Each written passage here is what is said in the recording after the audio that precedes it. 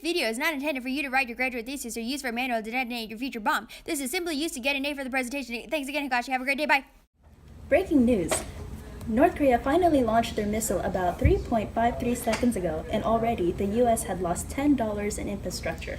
Correct. According to slightly unreliable sources, the missile will devastate a total of 3 square centimeters. But Kat, will you please tell us what is a nuclear bomb? Glad you asked. Check out this sweet video we just made. What is a nuclear bomb, you ask? Well, it's an explosive device that derives its destructive force from nuclear reactions, either fission or a combination of both fission and fusion.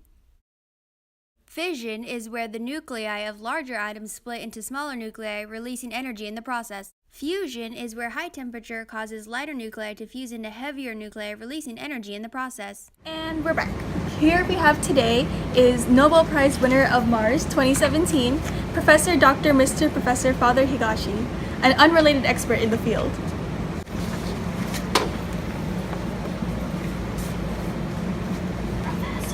Huh? Father Higashi. We're filming right now. Oh, sorry. Okay, sorry. My name is Mr. Professor Father Higashi. Now we are going to talk about the 4 main factors of damage caused by a nuclear explosive. First, we are going to talk about... Wait, I don't need this. I'm a professional doctor. Follow me to this diagram.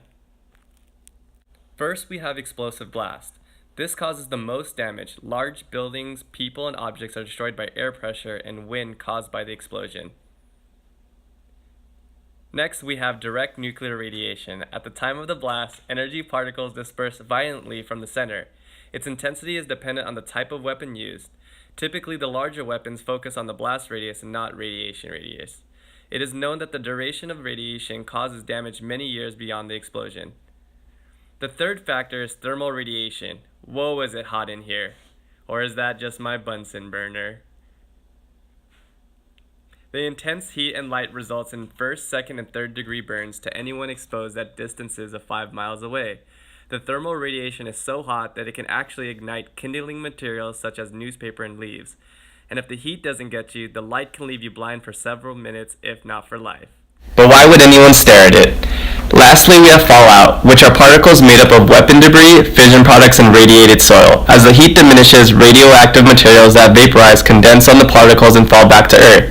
Interesting to note that there aren't many casualties associated with fallout due to no one being alive where the particles land. And that's all for today, folks. Wait, hold on. There's more to tell you. Follow me. I forgot to tell you how hot it gets.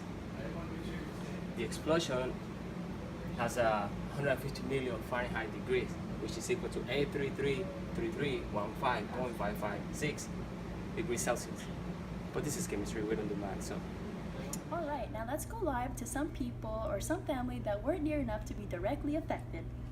I knew it. That thing out there was a bomb. Don't look at me. I was taking my mouth for bunion cream. I was just trying to keep it fresh. Can you believe this environmental impact? This bomb can contaminate the air, soil, and water. Poor food, let alone the loss of our ozone layer. So that mean I can't tan?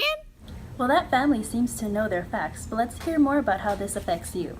A detonated nuclear bomb produces a fireball, shock waves, and intense radiation.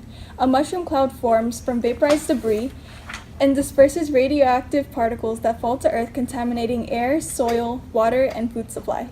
When carried by wind currents, fallout can cause far-reaching environmental damage. And now, let's take a look at the current happenings in Seattle. What is that?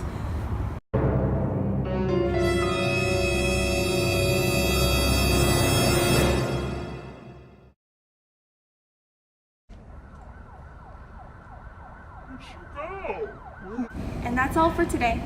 Everyone, enjoy the last minutes of our 89-degree weather and some free caramel macchiato from Pete's Coffee just off of East Monte Vista Avenue here in Vacaville, California.